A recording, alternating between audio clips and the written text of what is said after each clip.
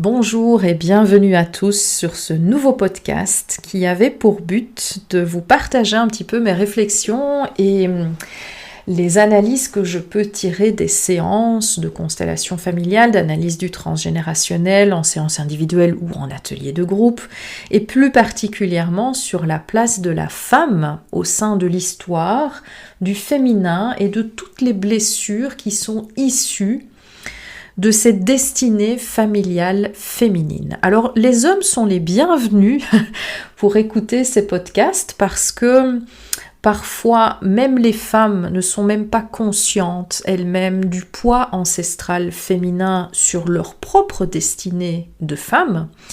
Mais les hommes le sont encore moins parce que parfois peu au courant ou peu conscients des difficultés inhérentes au seul fait d'être une femme dans les époques précédentes. Et puis, en tant qu'homme, vous êtes aussi le fils d'une mère qui a peut-être vécu des choses particulièrement difficiles, de grand-mère ou de tante, qui ont eu des destins parfois compliqués, de cette seule particularité d'être du sexe féminin. L'histoire de la femme à travers le temps n'est pas simple. On peut remonter sur 2000 ans d'histoire où, si on se penche un petit peu sur ce qu'on connaît de la position des femmes, c'est quand même assez incroyable. Pas droit au chapitre, pas droit à la parole, parfois considéré moins qu'un être humain, c'est une chose, une possession. On n'a pas vraiment le droit d'exprimer qui l'on est, ce que l'on veut. On n'a pas le droit d'oser faire des choix sur sa destinée, sur sa vie, sur son mari, sur son choix d'enfant. Un homme pouvait avoir plusieurs maîtresses, une vie extra-conjugale qui était plutôt bien perçue dans les mentalités de l'époque, mais une femme, si elle avait l'outrecuidance de commettre l'adultère, ça pouvait être extrêmement tragique. Elle pouvait être répudiée, bannie, excommuniée, battue, humiliée et parfois jusqu'à tuer. On lapide encore aujourd'hui dans certains pays des femmes qui commettent l'adultère. Être une femme aujourd'hui, c'est être l'héritage de toute cette histoire, de toute cette richesse intérieure, mais c'est aussi porter le fardeau des difficultés vraiment particulières du féminin à travers le temps. Et pour ça, il n'y a pas besoin de remonter à 2000 ans. Il suffit d'observer le parcours de nos mères, de nos grands-mères, de toutes ces femmes qui font partie de notre système familial, et d'observer d'un côté comme de l'autre, parce que du côté de notre papa, il y a peut-être des tantes, il y a des grands-mères, il y a des arrière-grands-mères, il y a tout un pan d'histoire qui est là aussi et qui nous conditionne. Et toutes ces femmes, quelles ont été leurs libertés? Quels ont été leurs véritables choix? Ont-elles pu choisir le conjoint, le mari qu'elles ont épousé? Ont-elles pu décider d'avoir des enfants ou pas? Et parfois se retrouver à la tête d'une famille où il y a 15 enfants, 10 enfants, et subir vraiment un destin qui est extrêmement lourd. Vous imaginez 15 enfants à l'époque où il n'y avait pas de machine à lessiver, pas de lave-vaisselle, où on passait sa journée au champ ou dans un boulot pour essayer de gagner 3 francs de sous et de s'occuper d'une longue famille, d'une longue destinée. Il n'y avait pas beaucoup de temps pour autre chose, si ce n'est que de penser aux autres et pas à soi. Il y a des femmes qui ont eu beaucoup d'enfants et qui n'en désiraient pas et qui ont fait porter à leur enfant ce non-désir d'avoir une famille. Il y a beaucoup de femmes qui avaient une très grande intelligence et qui auraient voulu faire des études, mais pour lesquelles les écoles et les universités étaient interdites. Il y a un siècle, voire 2, on considérait encore génétiquement la femme comme étant inférieure à l'homme, au niveau intellectuel et au niveau cognitif. Elle était vraiment considérée comme inférieure. Il y avait vraiment le masculin, le patriarcat qui était supérieur. et la femme qui était en second plan. Tout ça, même si ça peut faire sourire aujourd'hui, même si j'entends des rires de certains hommes qui disent ça serait encore bien comme ça maintenant, eh bien, nous le portons. En tant que descendante de toutes ces lignées de femmes, nous avons encore ces empreintes de ce passé si particulier. Et en tant qu'homme, vous êtes le fils d'une femme. Ça, c'est pas un scoop que je vous révèle, mais forcément, tout ce que les mères, les grands-mères et les femmes de votre lignée en tant qu'hommes, vous le portez aussi et conditionne également tout cet aspect féminin, tout cet aspect réprimé. On a encore beaucoup d'hommes aujourd'hui qui n'osent pas exprimer cette polarité féminine intérieure qu'est la sensibilité, l'autorisation de pleurer. C'est encore tellement interdit pour un homme, l'autorisation d'exprimer ses sentiments, une incapacité à se connecter à ses émotions. Ça, c'est cette polarité féminine. Il serait intéressant de creuser comment ont été nos mères, comment ont été ce féminin dans la famille qui conditionne évidemment cette manière d'exprimer ses émotions. Et bien entendu, la lignée masculine va avoir un rôle prépondérant pour les hommes. Mais revenons-en uniquement ici aux femmes. Je vous invite vraiment à vous pencher sur l'histoire familiale, à regarder s'il y a des points communs entre les femmes de votre clan familial. Qu'est-ce qu'elles ont vécu? Qu'est-ce qu'elles n'ont pas vécu? Quel était leur rêve? Qu'est-ce qu'elles ont subi? Les viols, les abus, les attouchements, ce sont des choses qui ont été vécues beaucoup plus que ce que l'on peut imaginer. Les mémoires traumatiques de tous les abus sexuels sont très importants à travers le temps. La femme ayant toujours été considérée comme un objet, la plupart du temps, les abus ont été conséquents. Et nous sommes les descendantes de toute cette histoire.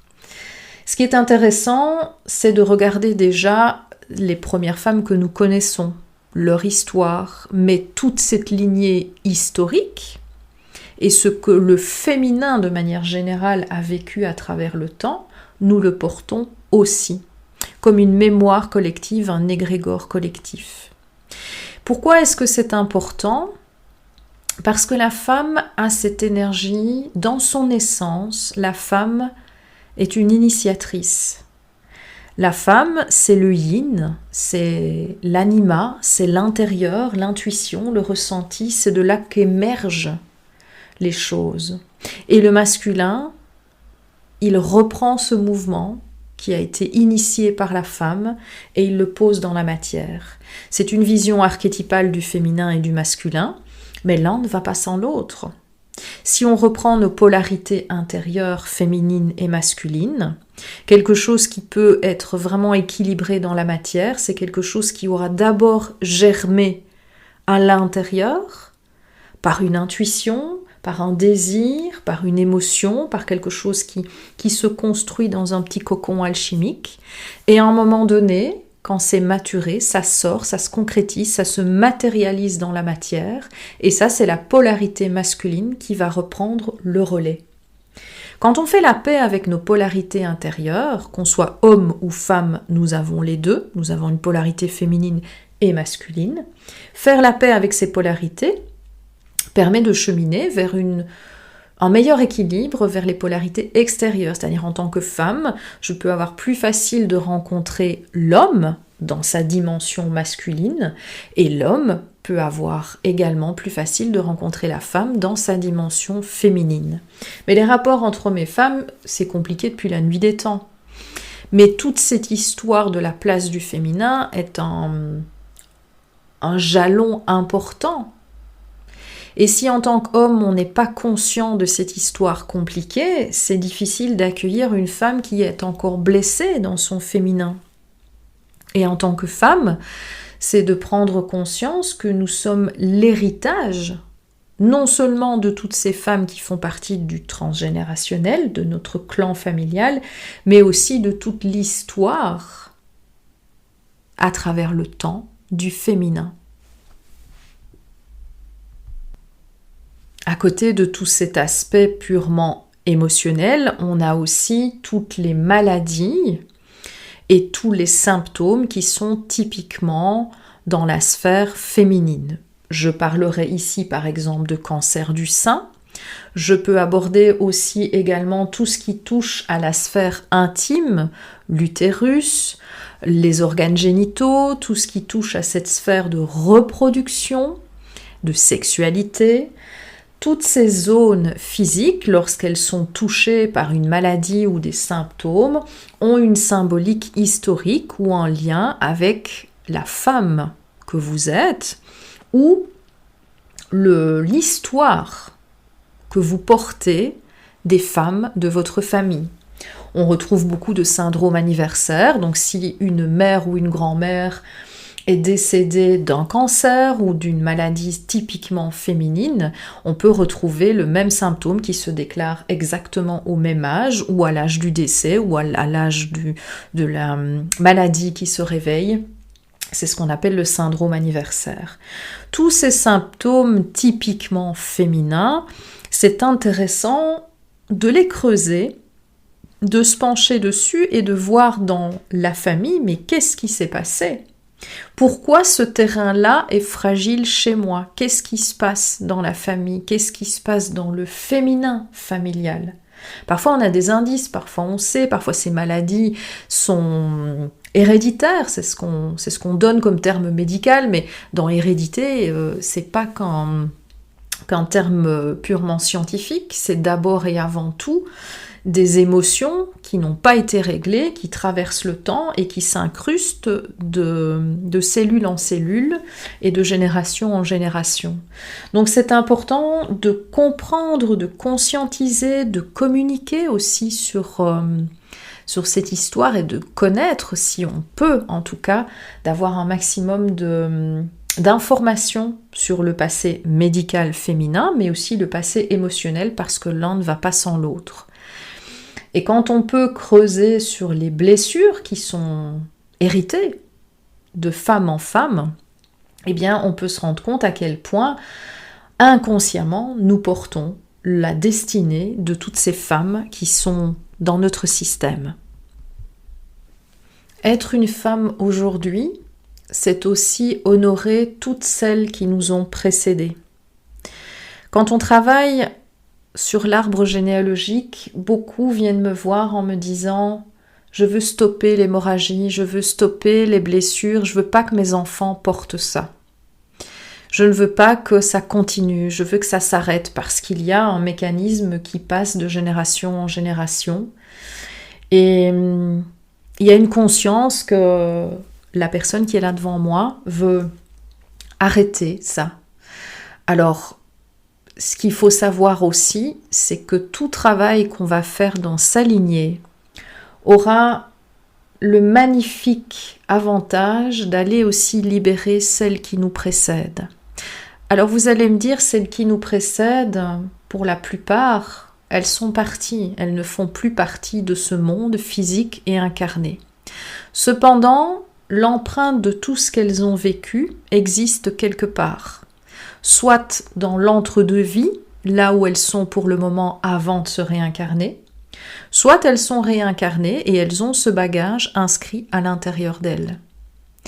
Mais quand vous leur donnez la parole à travers un travail de constellation et que vous libérez l'empreinte de ces femmes qui ont parfois tellement souffert dans une vie, vous libérez non seulement votre potentiel et votre féminin, vous libérez le poids que vos enfants portent à travers vous de cette histoire, mais vous permettez aussi à ces ancêtres, là où elles sont actuellement, de pouvoir se détacher d'une empreinte qui parfois les culpabilisait, leur mettait dans la honte, dans la blessure, dans le rejet, le déni, en tout cas comme dans un cocon où elles s'enfermaient parfois depuis des siècles et où vous leur donnez la possibilité d'ouvrir une porte vers la liberté. C'est toujours extrêmement émouvant pour moi d'aller connecter ce genre de mémoire et on ne vient pas volontairement pour libérer un ancêtre.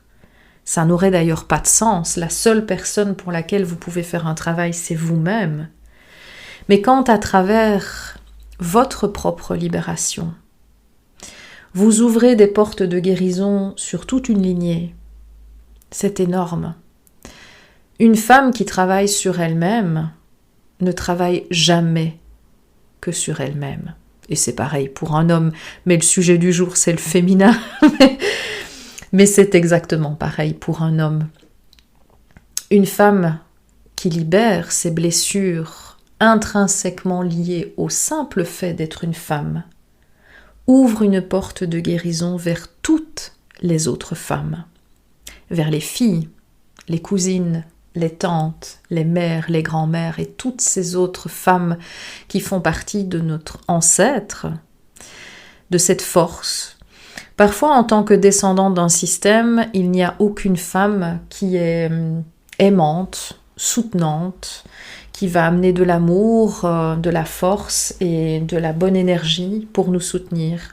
Mais il reste la mère cosmique, la mère universelle, l'archétype de la mère dans toute sa puissance divine.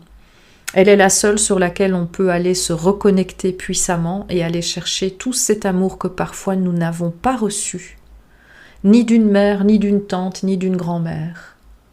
Cet amour maternel qui est le plus important pour notre construction, parfois que nous soyons fils ou filles, nous ne l'avons pas reçu. Mais ces mères qui ne savent pas aimer, ont-elles été aimées par leurs propres parents, par leur propre mère? Ce n'est jamais une décision que l'enfant enclenche de par sa naissance et de par son arrivée. L'incapacité d'aimer, c'est une blessure qui était là bien avant que l'enfant n'arrive. Et parfois on remonte très loin. Et chaque travail qui se fait, chaque libération qui s'opère, libère d'autres espaces bien plus grands que vous, bien plus grands que ce que vous ne pourriez imaginer. D'ailleurs, on le voit dans l'actualité. Ça fait déjà de nombreuses années que des femmes se réveillent à travers le monde, se révèlent à elles-mêmes, font un travail sur leur lignée, leur féminin, leurs blessures, leurs relations amoureuses qui peuvent parfois être catastrophiques et on cherche à comprendre et on creuse et on libère. Et au fur et à mesure des années qui passent, eh bien, il y a des choses qui se concrétisent sur la planète. Il y a des choses qui changent, il y a des choses qui bougent.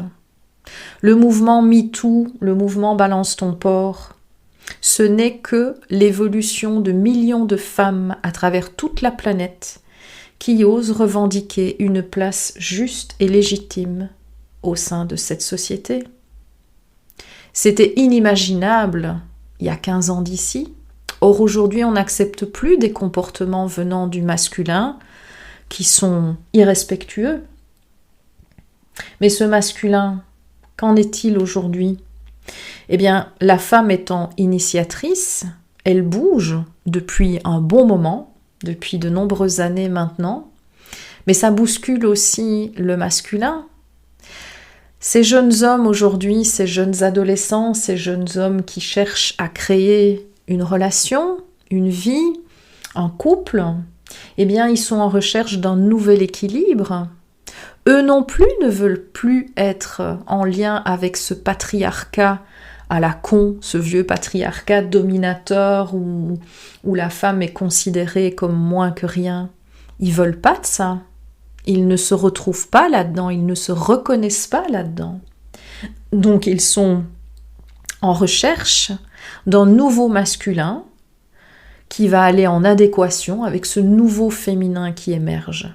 Et tout ça est une magnifique danse qu'on observe depuis un bon moment maintenant, entre ce féminin qui ose retrouver sa juste place, légitime, digne, telle une reine à côté de son roi, sur un trône, exactement de la même taille, exactement travaillé avec la même orfèvrerie, égaux, complémentaires, complices, œuvrant dans la même direction.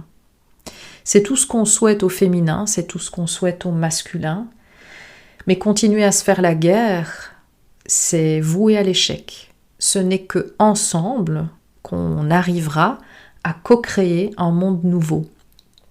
Et la femme est à l'initiation de ce mouvement intérieur auquel l'homme répond de plus en plus, avec délicatesse, avec respect, avec balbutiement, avec quelques erreurs, mais nous faisons tous des erreurs. Et des erreurs nous apprenons. Et ce féminin qui guérit, eh bien, il guérit le masculin. Je vous souhaite de cheminer avec beaucoup d'amour dans la guérison de votre féminin et de votre masculin, que ce soit vos polarités intérieures ou votre être tout entier, parce que chacun d'entre vous qui emprunte ce chemin le fait ouvrir à la guérison pour tous les autres.